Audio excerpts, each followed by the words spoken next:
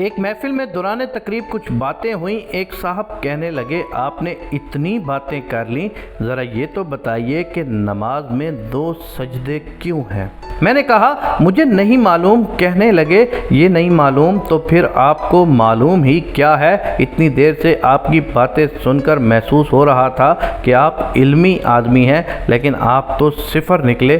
میں نے کہا جناب میں صفر نکلا نہیں، میں صفر ہوں۔ میں نے کبھی دعویٰ نہیں کیا کہ مجھے بہت کچھ آتا ہے۔ کہنے لگے اب سنیے کہ نماز میں 2 سجدے کیوں ہیں۔ ایک سجدہ اس لیے ہے کہ جب اللہ نے تمام فرشتوں کو حکم دیا تھا کہ آدم علیہ السلام کو سجدہ کریں تو تمام فرشتے سجدے میں چلے گئے تھے۔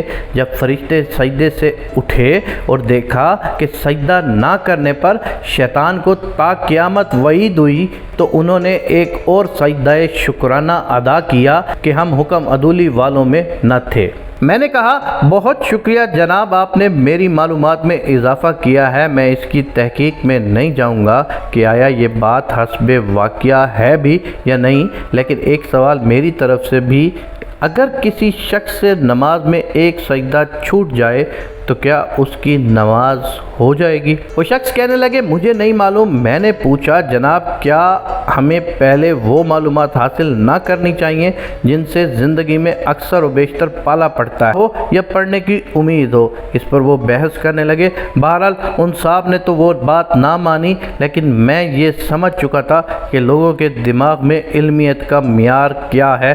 یقین کیجئے میں نے مسجدوں کی دیواروں پر قرآن و حدیث کی بجائے کفر و گستاخی کے فتوے اویزاں دیکھے۔ میں نے کارپینٹر اور مستری کے درمیان علم و غیب کے مسئلے پر بحث ہوتے دیکھی ہے۔ میں نے اپنی آنکھوں سے ایسے لوگوں کو مسئلے کی ویڈیو شیئر کرتے دیکھا ہے جن کو غسل کے فرائض تک نہیں معلوم۔ حدیث میں آتا ہے علماء کا اختلاف رحمت ہے۔ مجھے لگتا ہے یہ حدیث مجھے اپنے اندر چھپے ایک اور معنی بتا رہی ہے، اور وہ یہ ہے کہ جاہلوں کا اختلاف رحمت ہے، کیونکہ علم والے جب اختلاف کرتے ہیں تو غور و فکر کے دروازے کھلتے ہیں اور دلائل کے انبار لگتے ہیں، جبکہ جاہل جب اختلاف کرتے ہیں تو بحث و تکرار کے پے در پے وار ہوتے ہیں اور گالیوں کے ڈھیر لگ جاتے ہیں۔ اسی لیے آپ تمام لوگوں سے یہ گزارش ہے کہ کسی بھی بات کو سنے اور سمجھے بغیر اس کے بعد اس کے حق میں بات کرنا یا اس پر بحث کرنا کبھی مت کیجیے گا، کیونکہ آپ پھر علم والے نہیں ہیں،